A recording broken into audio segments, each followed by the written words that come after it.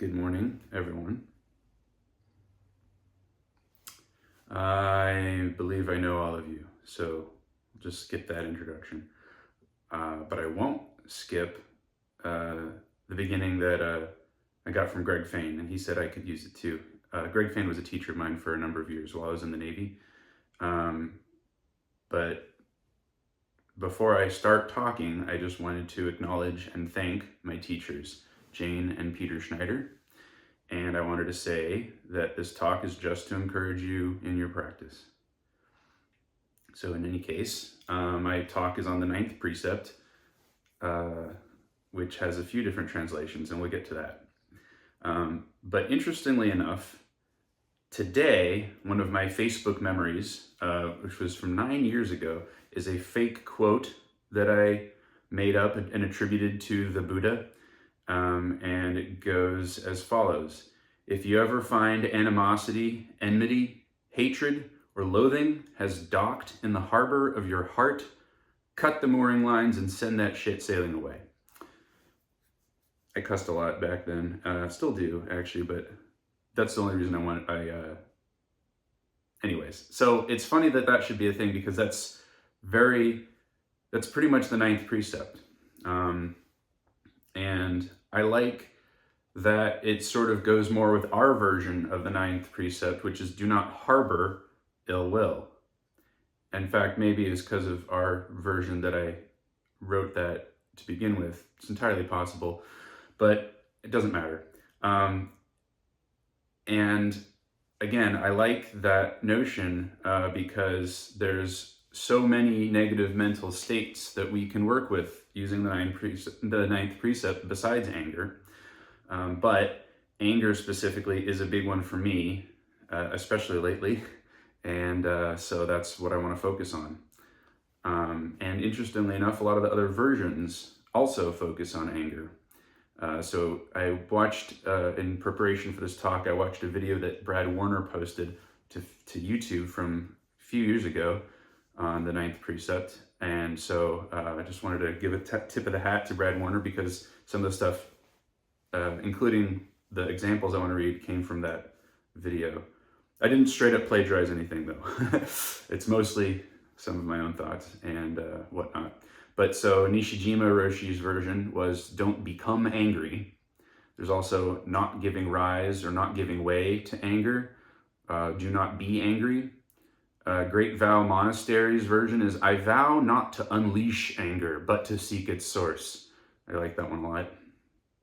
Robert Aiken's version is no indulgence in anger, which I also really like.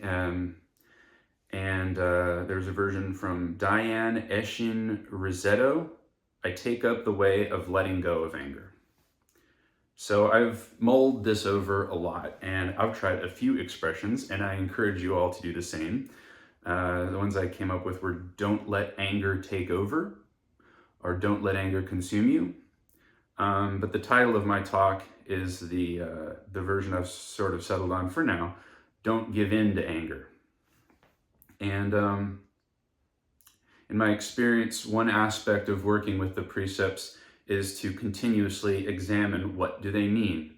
What's at the heart of this precept? What words make sense in a way? To get at the use that they have for our development as bodhisattvas. And so part of that exploration is this talk. That's it. Anyway, also on the internet, I've come across this expression multiple times. If you're not mad, then you're not paying attention. And that's always annoyed me, actually. It's also added to the running commentary in my head from an imaginary skeptic that's always looking for ways the precepts could be bad and criticizing them. Like the precept of not dwelling on other people's faults would get the response, but we need to hold people accountable. We can't just ignore when others behave badly.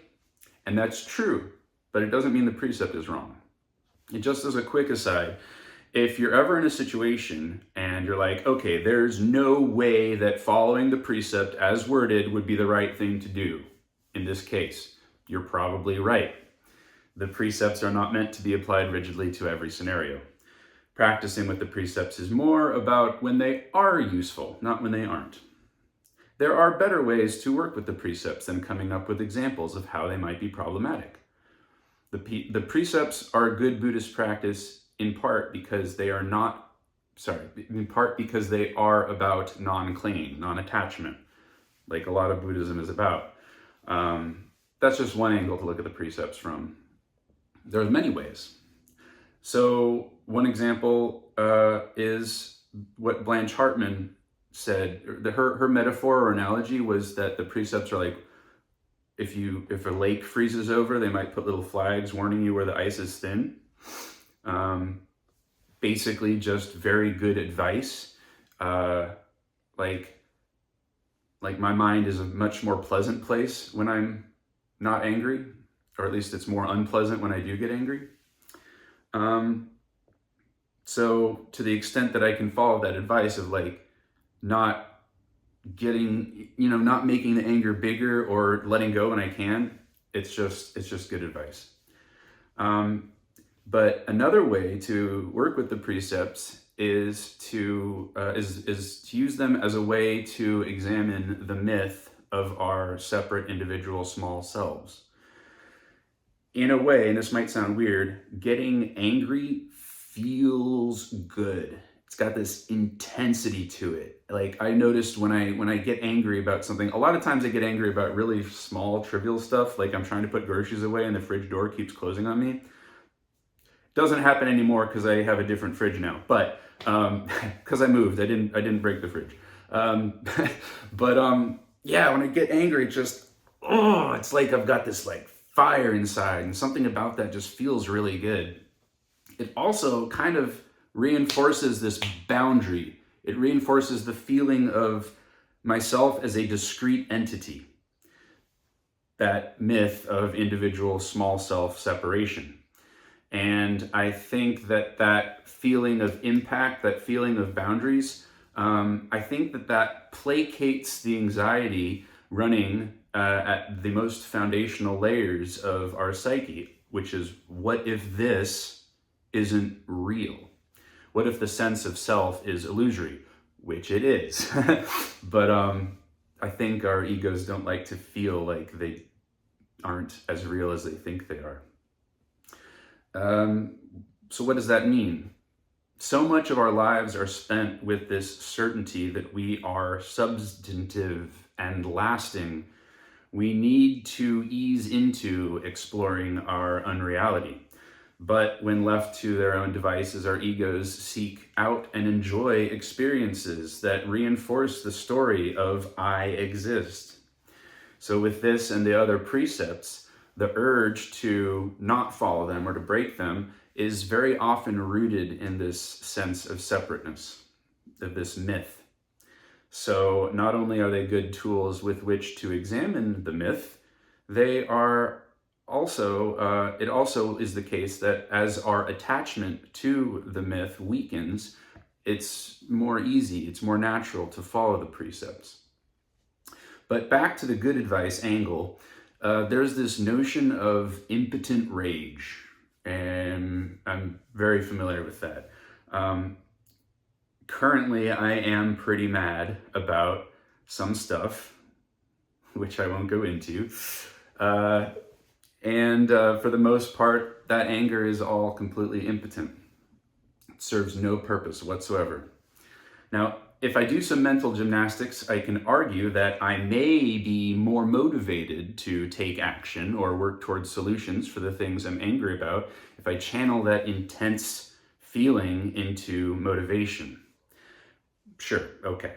But unless I find myself with a chance to do something, to fix something, and I am lacking in motivation, the anger just stirs me up and, again, makes my head a more than normally unpleasant place to be. And that's, again, as I said, one of the reasons why I don't get angry is just good advice. In almost all my experience, getting angry does not result in anything other than suffering.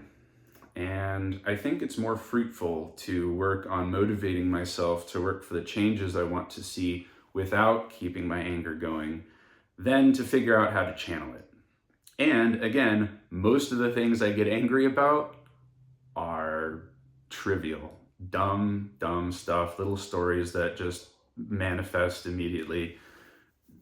Driving, whatever. Anyways, mostly it's not like the anger that people say is kind of good, like systemic oppression and injustice and whatnot, stuff that really does need to be tackled and might take some anger to motivate. So again, except for that one case in which it might be helpful, it's mostly just useless. But also, one of the things that Brad Warner said in the video, and he sort of made this point in a few different places, is that we're just much more effective at affecting positive change when we can think clearly and act calmly. I think of it this way: humans are persistence hunters. We would never catch anything if we just got angry and sprinted as fast as we could. We'd get tired and we'd, starve to death. And I think with this notion that it's sort of that quote at the beginning was all about, I think that there's an assumption that if we give up anger, that it necessarily means we get complacent, and that's just not true. We don't have to choose between anger and acquiescence. And so we have no more good reason to hold on to it. And I like Brad Warner's other point in the video that the precept, more than just not becoming angry, because I'm not sure that that's possible, maybe eventually, but more than not becoming angry, the precept is about letting go of the anger. And so real quick, I just wanted to play a clip from that video. Only a couple minutes. Share. Letting go of anger is the most important thing. And letting go of anger is something you do even when you are right. A lot of people will excuse anger because I'm right, I'm correct, that guy did something bad, or those people are awful, or whatever it is. And then you can just justify your anger. The thing is, everybody justifies their anger. Even the worst people in the world justify their anger. And justifying these negative emotions, anger, hatred, greed, any of these other things that you can justify, is always the same action, no matter whether you're right or whether you're wrong. So giving up anger is what's important. And sometimes we feel like, well, if I gave up my anger, then all these terrible problems in the world would never get fixed because I wouldn't be angry about them. The thing about trying to fix terrible problems in the world through anger is it doesn't work. Once you're emotionally set, your anger is welling up and making all the things fizzy in your brain, you're not going to be able to speak clearly, and you're not going to be able to think clearly to do something about the problem that you are so angry about. That's the difficulty there, and that's why you don't indulge in anger even when you are right. So, anyways, lots of good stuff there. Lots of good stuff in the whole video. And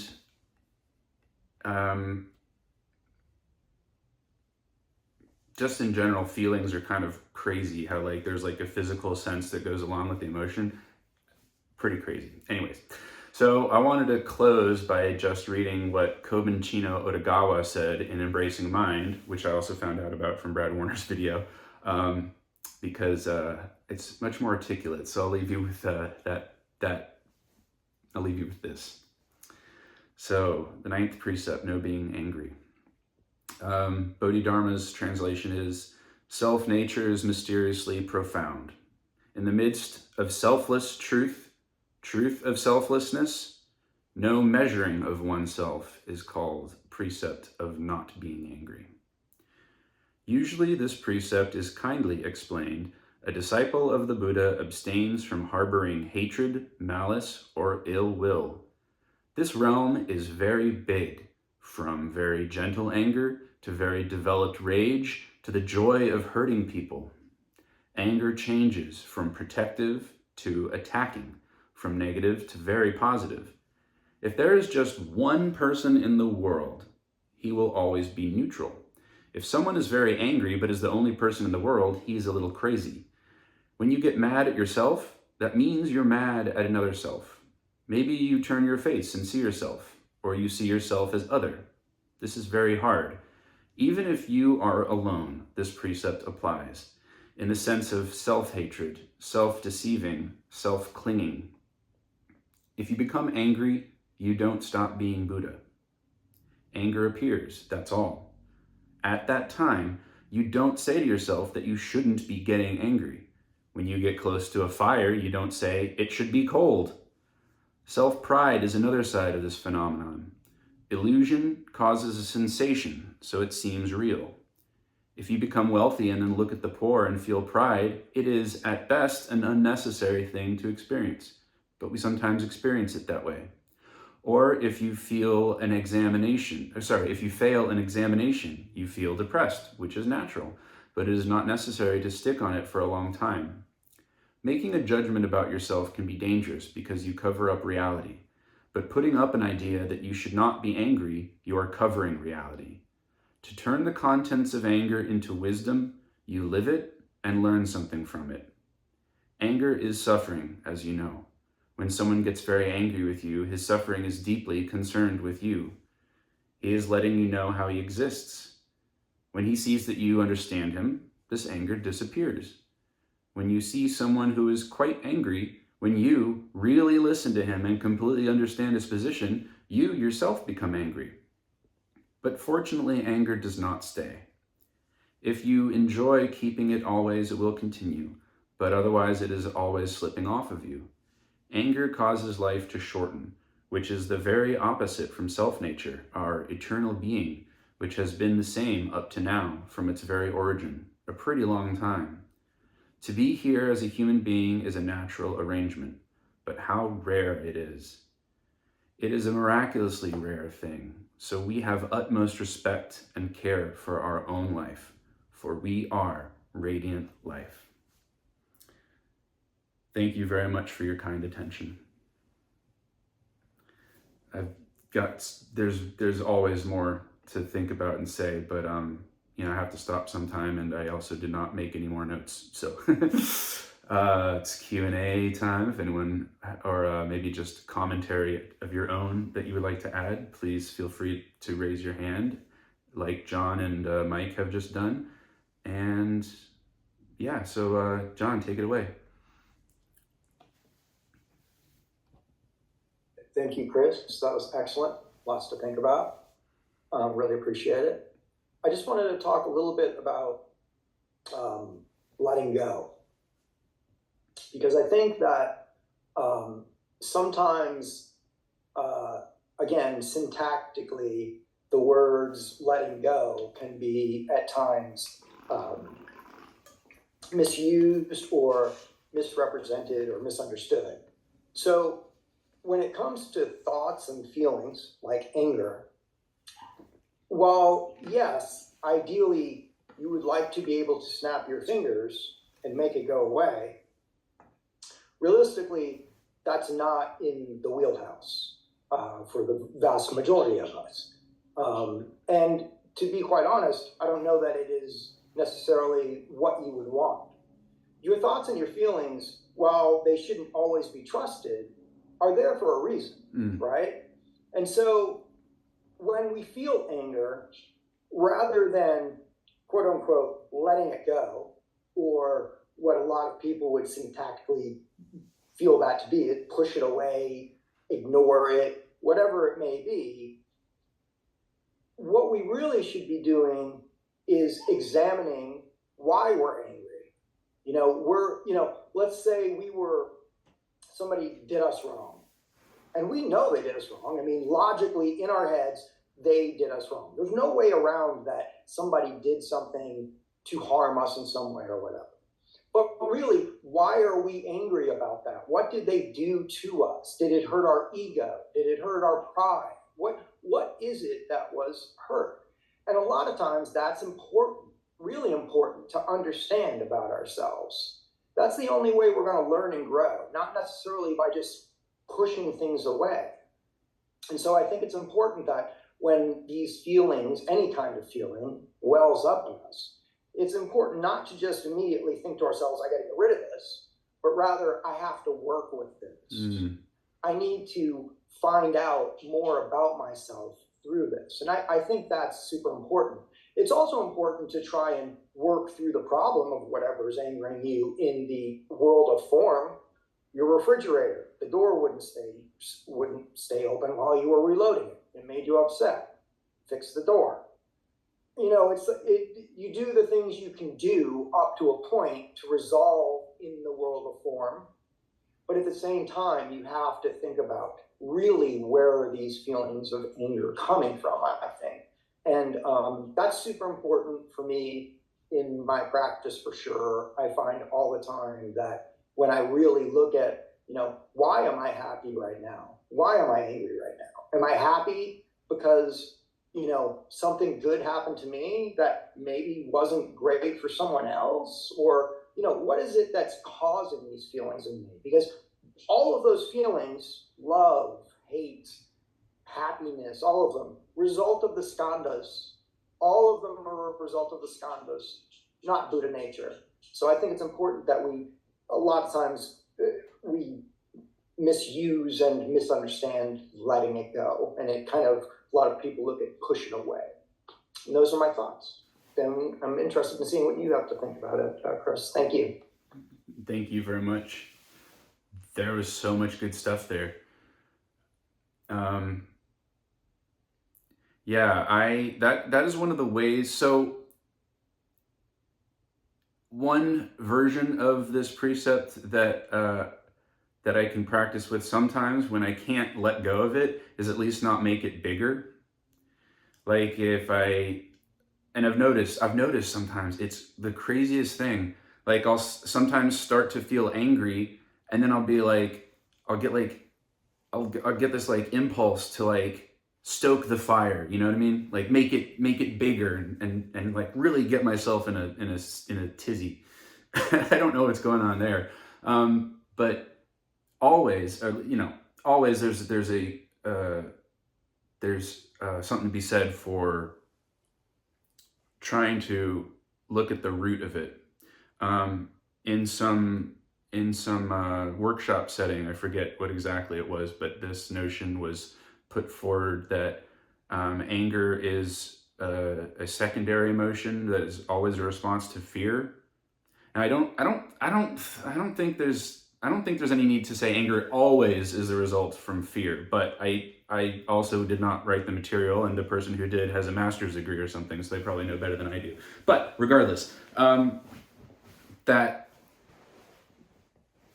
cause of the anger is a response to maybe not the fear, maybe the fear, but for sure like the notion or the concern that I'm being disregarded, I'm being cast aside.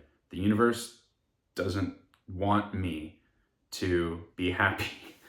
The universe doesn't care if I'm happy. It's like the ultimate rejection. If in the most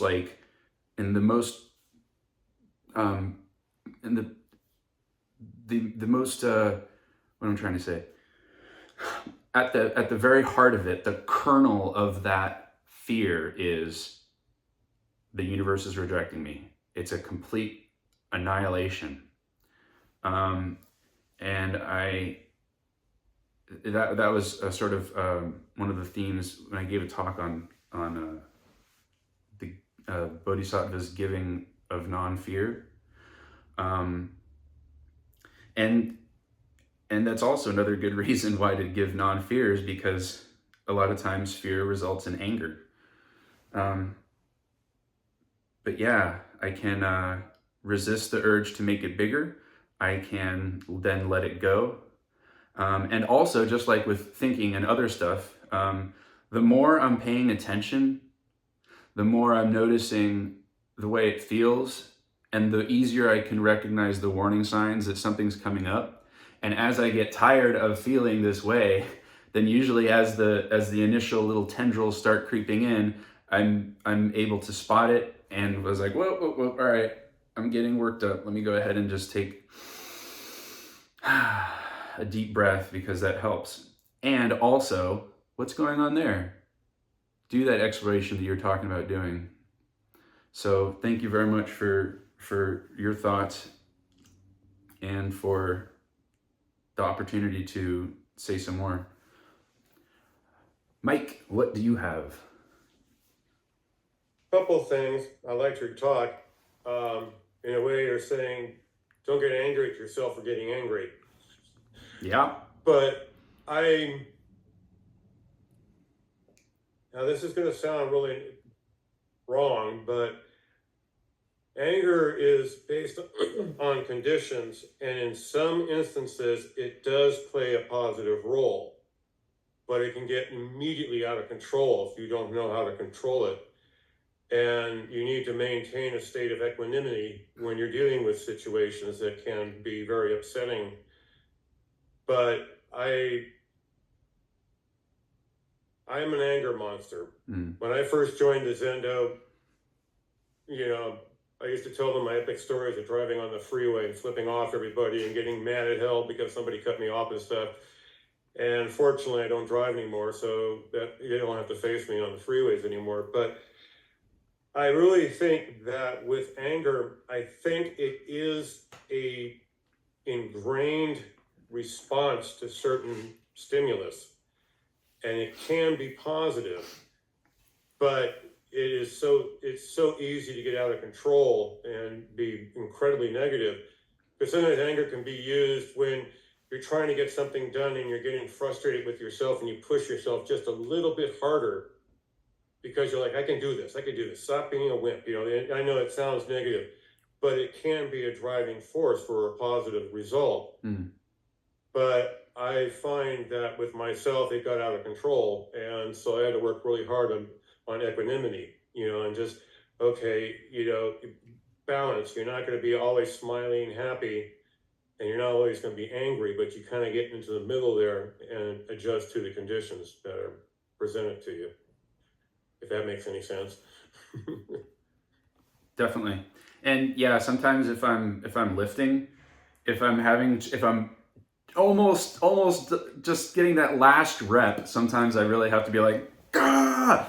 And but that's kind of a fun, that's almost like not anger in a way. I mean, it kind of is, but it's, yeah, I don't know. It's playing at being angry. You're kind of playing with it. Kind of, yeah, exactly. So it's a playful, helpful kind of anger. And again, the precepts are never 100% uniformly applicable in all circumstances. Sandy.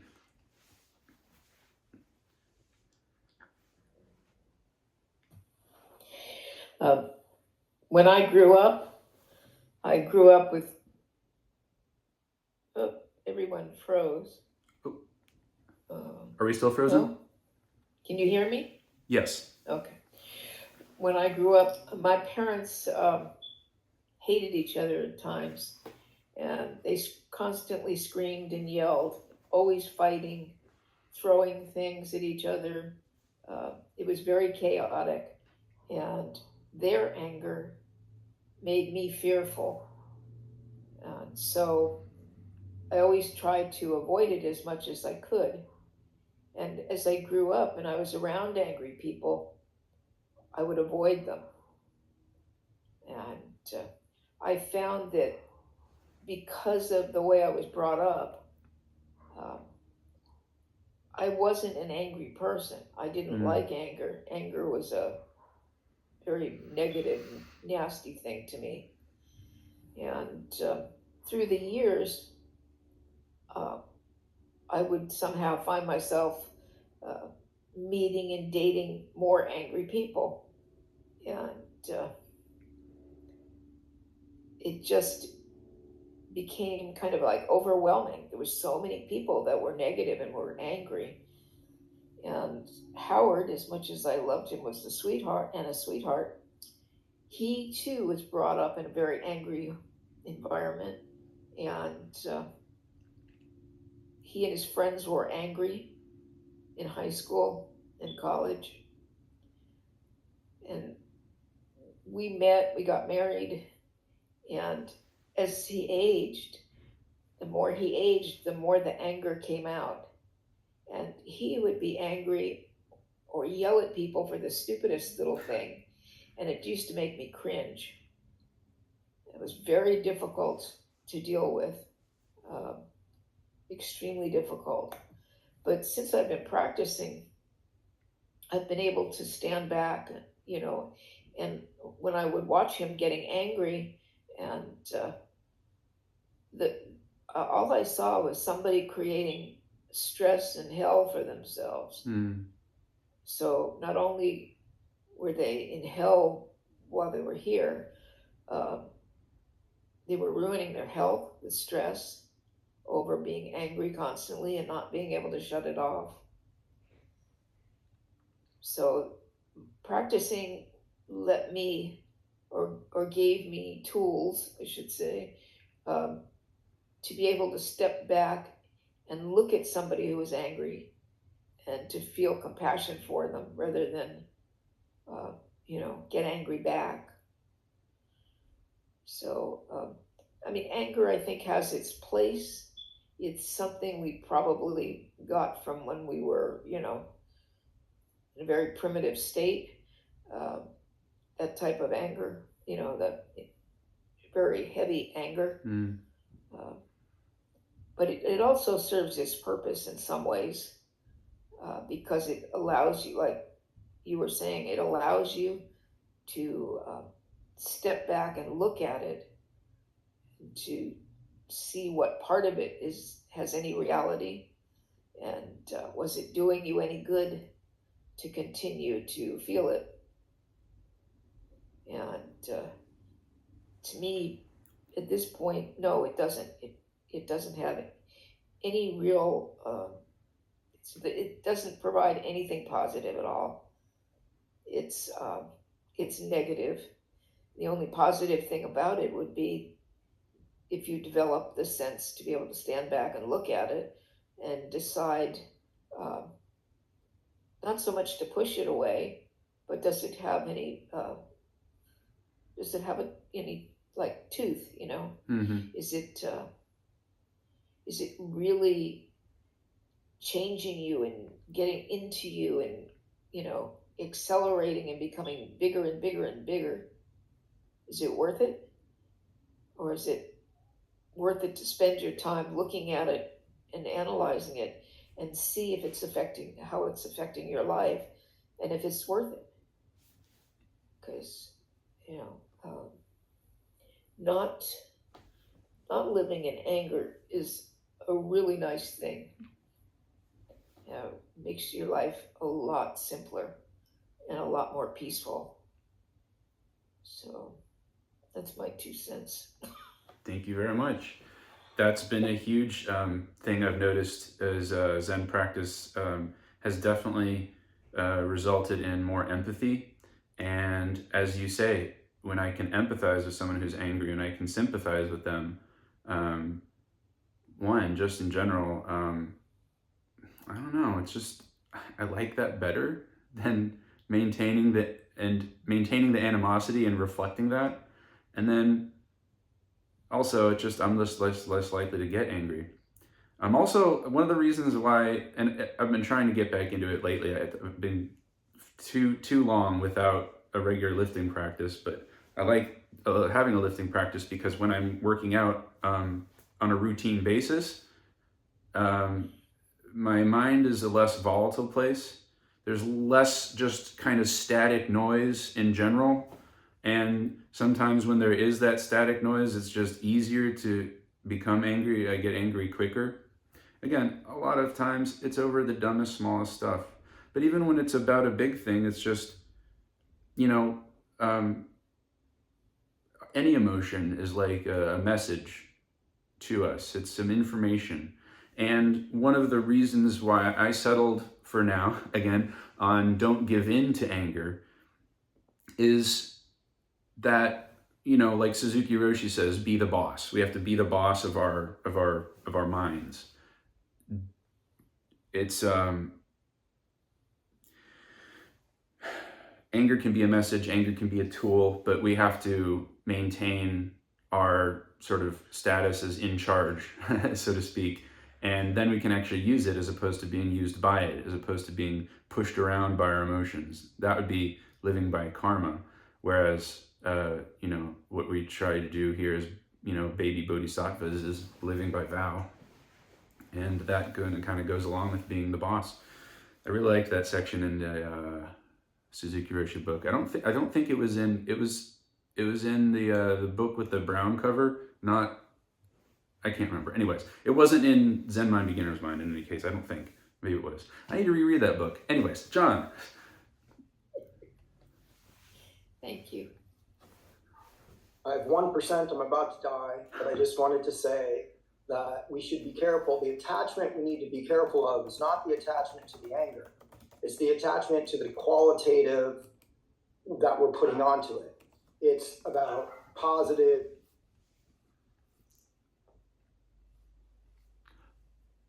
Okay, he just died. Or his iPad died. Well, you know what? I think that's a fine place to end on anyway. So, again, oh wait, no, I'm sorry. Jane hasn't said anything. You want to say something, Jane? You get the duty of the capping verse, so to speak, but you have to unmute your microphone to do it.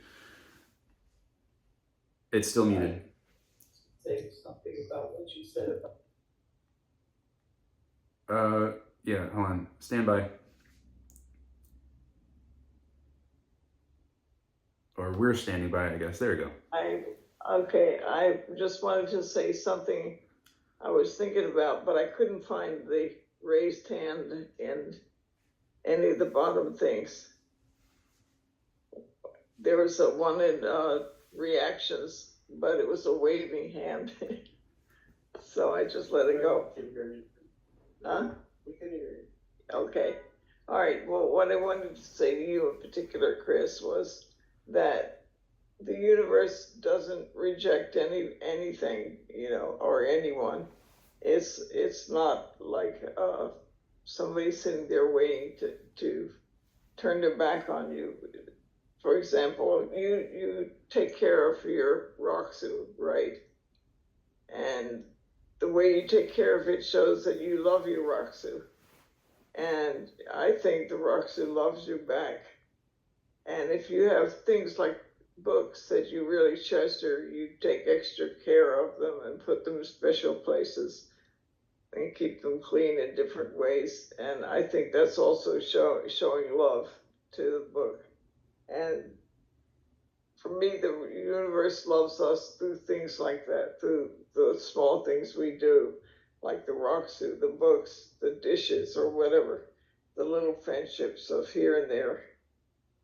So when you say the universe is rejecting you, I don't see how that's possible. There's so many areas that the universe loves you back if you just pay attention to it.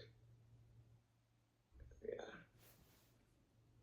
It's a big scale thing too. I when I was going to Tassajara one time with people, we always stopped at the highest peak where the watchtower was for fires. We always stopped up there for a little while, and everybody would get out and walk around it. I walked all the way over one day and sat down on the edge of something and looked down at the mountains, and I thought, I really love these mountains. I have never lived in mountains before. I really love these mountains. And I wanted to write to my sister at that point, and I took out paper and pencil, and I was thinking about what to say. And while I was thinking, I had this incredible, very strong feeling that the mountains loved me as well. And I thought that's probably true about every place. It was so strong that I think my blood pressure probably was way up for a short time. But it was a kind of really happy feeling, and it stayed with me for a long time. And I still love the mountains of Tassajara. And I still feel that if I went in there, I would feel that same feeling again. So every place you live in and love, if you really love it and you pay attention, you'll find that it loves you back everywhere, not just people, but things, places. Okay, that's all I wanted to say. So don't think the universe ever rejects you, because if you love a book, the universe has never rejected her. It just can't happen. Yeah. As long as you love your book, the universe loves you back. As long as you cherish your Roxy, the universe loves you back. And it's not just with people. You love people, the universe loves you back there too. So just wanted to say that. Thank you. And you're exactly right. The universe can never reject us because we're part of it. And that's the irony of that fear of the fears in general, or the urges that result from that illusory sense of separation, is, you know, we like feeling anger or any kind of thing because it makes us feel like we're real. But that realness is inherently also the separateness, which that is not true. It's the limit of it. And when we really realize that there is no separation between me or you or the universe, the mountains, or the book, then again, the love is manifesting. I don't know, it's coming up. It's bidirectional, so to speak, because it's coming from all around, because it's not really originating here or there. It's just coming up. Whenever you get that feeling that you're being rejected, just take out your rocks and look at it and remember how much you care about it. And I always felt like the universe loved me through Harvey. She was always showing affection and kindness. So anyway, for me, it's a very kind world if you pay attention to the places that you love, and just sit when you feel really low. Go to a place you really feel good about and feel love about, and just sit in it for a while. You don't even have to think about it. Just sit there. I think that's very good advice. That's all I'm going to say. Thank you again, everyone.